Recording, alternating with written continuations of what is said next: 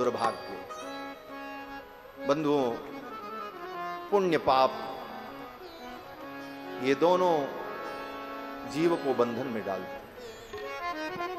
इन दोनों से बचने का उपाय यही है कि पाप तो करो ही मत, पहली बात। और जो कर चुके हैं उसका क्या होगा? बोले उसकी चिंता छोड़ दो भगवान के ऊपर, क्योंकि गीता में भगवान ने कहा है अहम त्वा सर्व पापेभ्यो मोक्षयिष्यामि मा शुचा। भगवान की जीव जब शरणागति करता है, आचार्य के द्वारा शंख चक्र प्राप्त करके, मूल मंत्र, द्वय मंत्र, चरम मंत्र, तीनों मंत्रों के उपदेश को प्राप्त करके, आचार्य के पुरस्कार के द्वारा जब भगवान की शरणागति होती है, शरणागति में आपने देखा कि भगवान को साष्टांग प्रणाम जब करते हैं तो सिर पर भगवान को रखकर आचार्य भगवान से प्रार्थना करते हैं, नारायण दया सिंधो वात्सल्य गुण सागर एनम रक्ष जगन्नाथ बहुजन्मापराधिनम। इस जीव की आप रक्षा करो, ये आपकी शरण में आया। तो जीव जब भगवान की शरणागति करता है तो भगवान गीता में कहते हैं मैं तुमको समस्त पापों से मुक्त कर दूं। ये तीसरा मंत्र है, चरम मंत्र। ये दीक्षा के समय में ये मंत्र दिया जाता है। तो पाप को नष्ट करने की जिम्मेदारी तो भगवान की हो गई। हमने शरणागति कर ली, अब भगवान जाने वो पाप कहां जाए, क्या होगा, वो भगवान की बात है। तो पाप तो भगवान नष्ट कर देंगे जो आज तक हमने गलती से किया। लेकिन अब आज से, बोले आज से पाप मत करो। आज तक जो हुआ उसे ठाकुर जी क्षमा करेंगे, लेकिन आज से कोई पाप मत करो। इसीलिए जब आचार्य दीक्षा देते हैं तो कहते हैं आज के बाद वैष्णव धर्म का पालन करो, मांस, मछली, शराब, ताड़ी, अपवित्र पदार्थ का सेवन मत करो, सत्य बोलो, न्याय के पथ पर चलो, मर्यादाओं का पालन करो। तो आज से हम पाप न करें। भगवान तो कहते हैं बिगड़ी जन्म अनेक की सुधरे अबही आज। अनेक जन्मों की तुम्हारी बिगड़ी आज और अभी इसी समय सुधर जाएगी। बिगड़ी जन्म अनेक की सुधरे अबही आज। क्या करना होगा? कहते हो ही राम को राम भज। राम जी के हो जाओ और राम जी के भजन में लग जाओ। तुलसी तज कुसमाज।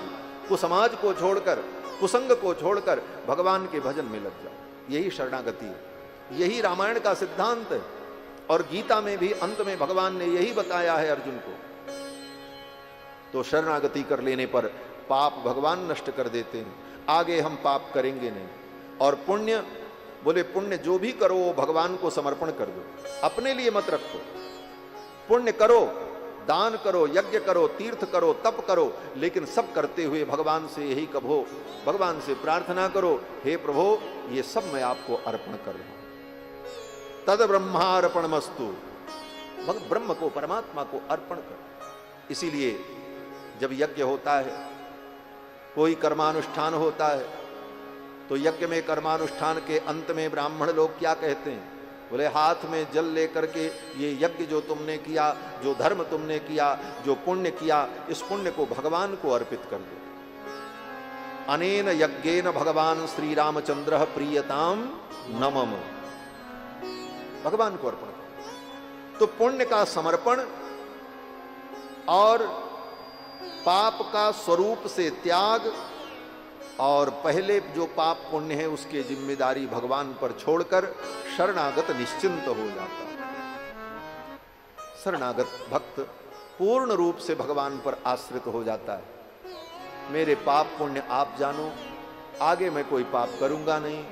अगर पुण्य करता हूं, क्योंकि कुछ न कुछ तो व्यक्ति करेगा ही, पुण्य तो करेगा ही करेगा। तो भक्त कहता है प्रभु पाप पुण्य की जिम्मेदारी आपकी, और पाप मैं करूंगा नहीं आगे, और आगे जो पुण्य करूंगा वह भी आपके चरणों में अर्पण करूंगा, करता रहूंगा, क्योंकि जब अपने आप को ही मैंने आपको अर्पण कर दिया तो मेरा सब कुछ आपका। यह समर्पण, यही शरणागति है। इसी को यामुनाचार्य स्वामी जी महाराज कहते हैं, न धर्मनिष्ठोस्मि न च आत्मवेदी न भक्तिमास्त्वच्चरणारविंदे अकिंचनो नन्यगति शरण्य त्वत्पादमूलम शरणम प्रपद्ये। यही रामानुज स्वामी का सिद्धांत है। इसी सिद्धांत के प्रचार और प्रसार के लिए हमारे आचार्यों ने बड़े बड़े मठों की स्थापना की, परंपराएं चलाई। आज पंढरपुर में जो लक्ष्मण बाग स्थान है, इसका भी यही उद्देश्य है, सारे जगत के कल्याण का मार्ग प्रशस्त हो, शरणागति का मार्ग प्रशस्त हो। पूर्व आचार्यों ने इस सिद्धांत को संरक्षित किया अपनी तपस्या और साधना के द्वारा, और समाज को भगवान की भक्ति में लगाया, धर्म के कार्य में लगाया।